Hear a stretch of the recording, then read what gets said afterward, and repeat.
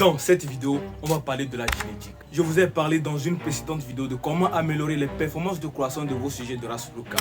Donc dans cette vidéo, on va parler un peu de la génétique. Comment améliorer la génétique de vos sujets de race locale pour obtenir une bonne croissance, envie d'être compétitif et de gagner beaucoup d'argent dans votre activité d'élevage. Il y a beaucoup qui reviennent dans les commentaires et dans mon DM pour me dire qu'ils veulent voir est-ce que c'est pas possible de faire des croisements pour obtenir un sujet de race locale qui est comme les Goliaths. Donc dans cette vidéo, on va parler un peu de génétique, comment modifier la génétique et obtenir de très bons résultats, avoir un très bon poids pour commercialiser vos sujets de race locale, déjà à un bon prix et après rentabiliser par la suite.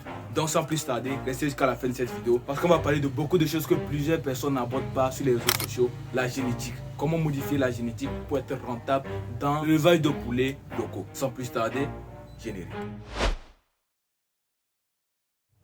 Bonjour à tous, pour tous ceux qui viennent de me découvrir pour la première fois, moi c'est Simon de la chaîne Simon Farms.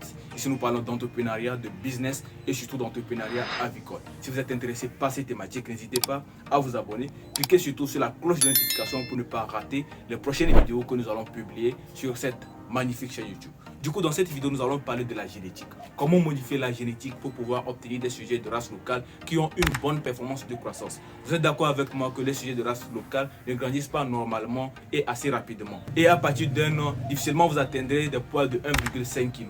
Maintenant, je vais vous expliquer la méthode pour pouvoir modifier la génétique pour obtenir des sujets de race locale qui ont un bon poids de 2 kg, voire 2,5 kg que vous pouvez recommercialiser sur le marché à un très bon prix et surtout en gardant toujours les mêmes rations que les sujets de race locale, mais en ayant une bonne performance de croissance. Donc c'est ce que nous allons voir dans cette vidéo. Sans plus tarder, je prends ma craie et je vous explique tout ça là sur le tableau.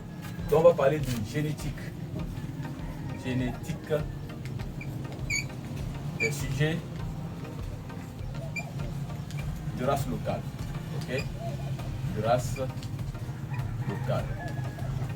Donc, on va parler de la génétique aujourd'hui.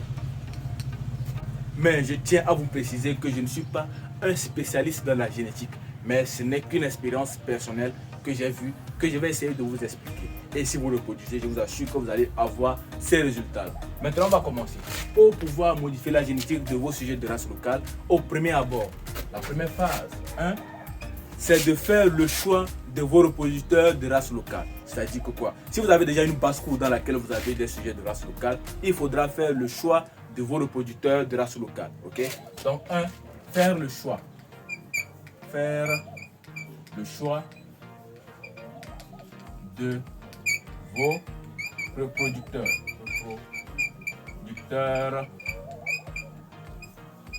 locaux. Okay? Donc vous allez faire le choix de vos reproducteurs locaux. Et là-bas, quels sont les indices ou bien quels sont les critères que vous devez observer au moment de la sélection de vos reproducteurs? Le premier critère, c'est la morphologie. C'est la morphologie. Donc pour la morphologie, vous devez choisir des sujets qui sont assez robustes, qui ont un certain poids, c'est-à-dire qui sont différents des autres sujets, qui ont vraiment un bon gabarit, que ce soit au niveau des femelles ou bien des mâles. Vous devez observer ce premier aspect-là. C'est très important pour la suite. Parce que si vous prenez des sujets nains ou bien des sujets qui n'ont pas une bonne forme, pour modifier la génétique, vous n'allez pas obtenir quelque chose d'intéressant. Vous aurez toujours des sujets nains, des sujets qui ne vont pas croître normalement. Peut-être vous allez diminuer même la génétique de vos reproducteurs ou bien de vos sujets que vous allez prendre pour modifier la génétique. Donc, il faudra choisir des sujets qui ont une bonne morphologie. Le deuxième critère que vous devez respecter, ils doivent être viables. C'est-à-dire quoi? Ils doivent être en bonne santé. Okay? Sujet viable. Sujet viable. Okay? Ils doivent être en bonne santé. Donc, c'est les deux critères que vous devez respecter au niveau de la sélection de vos reproducteurs de race locale. Maintenant, après avoir fait le choix de vos reproducteurs ou de vos parentaux au niveau de la race locale, vous allez faire un croisement entre ces reproducteurs-là. Donc l'étape 1, vous allez faire ce qu'on appelle le croisement. Le croisement entre les parentaux. Les parentaux. Ok? Donc pour ce croisement, les sujets que vous avez au premier abord choisis ici comme reproducteurs, vous allez les prendre pour faire le croisement. Donc après avoir fait le croisement, vous aurez une race 1. Ok? Donc on va mettre ici astérisque. Race 1. Donc c'est la première race que vous allez obtenir après avoir fait le croisement de vos reproducteurs de race locale. Ça c'est la première étape. Donc après avoir obtenu votre race numéro 1, vous allez élever ces sujets-là. Ok? Vous allez les élever jusqu'à 1 an. 1 an. Vous allez les élever jusqu'à 1 an. Je vous dis que pour modifier la génétique, vous allez vraiment prendre 2 ans, voire 2 ans et demi. Pour avoir vraiment des sujets qui ont une bonne performance de croissance, vous devez prendre au moins 2 ans à 2 ans et demi.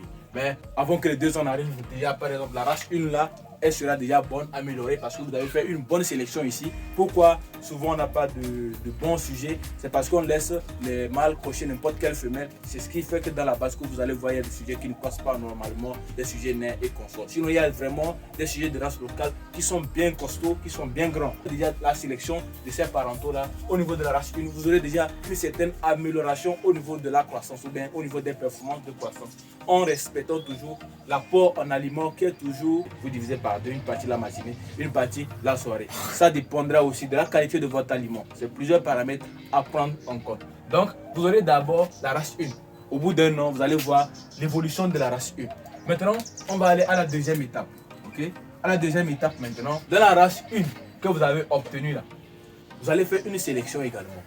Ici, vous allez faire la sélection seulement que des femelles au niveau de la race 1. Donc ici, sélection des femelles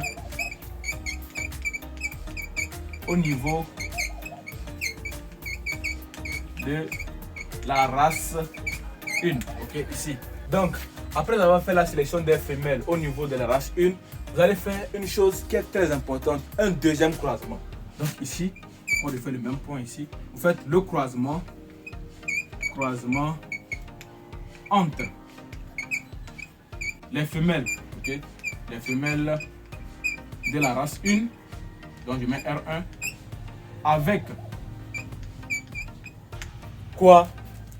Un mâle de race hybride, ok, de type Goliath, Sasso, Neuer, ça dépendra de vous. Ou bien vous prenez tout simplement une race hybride qui a un très bon poids et généralement je vous conseille de prendre des sujets mâles qui sont dans l'intervalle 2,5 et 3,5 kg pour ce croisement là.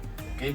Donc avec Goliath par exemple, Goliath et mâle, okay? On met ça en exergue. Donc Goliath mâle, vous allez faire le croisement avec la race 1 que vous avez eu ici au bout d'1 an. Et maintenant, quel est le phénomène qui va se passer? Ici, vous avez déjà modifié la génétique ici. Quand on parle de génétique, on parle des facteurs comme quoi? La résistance à la maladie, la croissance. Donc ici, vous allez voir que les sujets de race locale ont une bonne résistivité au niveau de la maladie. Et ici, les sujets de race Goliath ont également une bonne résistivité au niveau de la maladie, mais ont de plus une bonne croissance.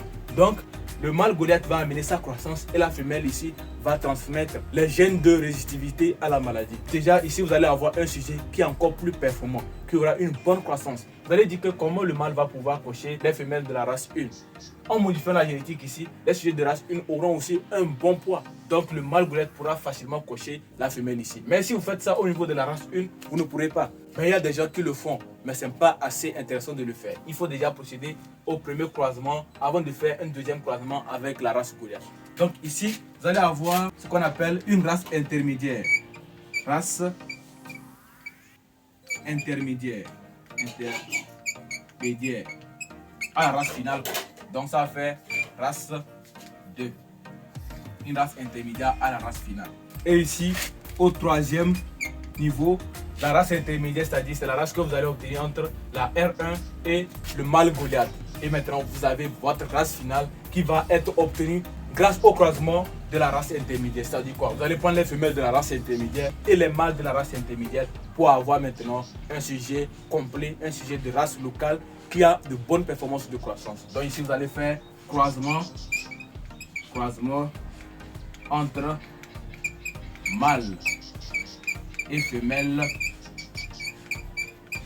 de la R2, c'est-à-dire la race intermédiaire. Et là, vous avez la race finale. C'est que vous avez un sujet de race locale qui présente de bonnes performances de croissance. Et je vous assure que vous allez obtenir de très bons résultats avec ce schéma-là.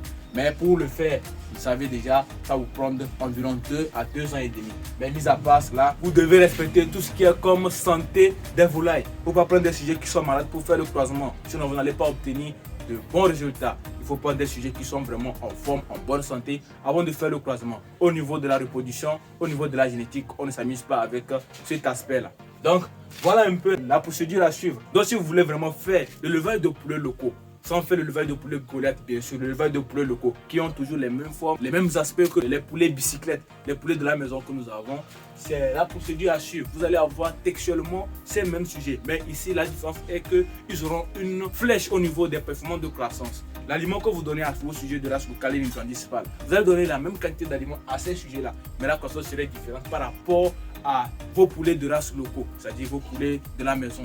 Donc c'est ça qu'on appelle modification de la génétique. Donc après avoir fait ça, vous êtes sûr d'avoir un sujet de race locale qui est assez intéressant pour l'élevage. Et c'est ça qui va vous permettre de pouvoir rentabiliser votre activité d'élevage. Parce que vous êtes d'accord avec moi qu'en faisant l'élevage de poulets locaux simplement, sans avoir une bonne stratégie derrière, vous n'allez pas rentabiliser efficacement. Si vous faites un élevage vraiment en concentration et vous utilisez les sujets de race locale, vous n'allez pas rentabiliser. Mais pour notre cas, nous on a déjà des sujets qui nous permettent de mieux rentabiliser qu'est l'élevage de poulets Goliath, et dont nous parlons tout le temps sur la chaîne YouTube. Mais ceux qui veulent vraiment être accentués sur l'élevage de poulets de race locale, voilà la stratégie à suivre pour pouvoir rentabiliser votre activité de l'élevage de poulets locaux. Donc voilà ce que je voulais vous partager au niveau de la génétique des sujets de race locale. Donc vous aurez vous-même votre propre poulet que vous allez élever et vous serez indépendant. Donc pour mon cas, je vous dis on se retrouve dans une prochaine vidéo. Comme toujours, c'était Simon. Travaillez dur et surtout, rêvez grand. Peace out.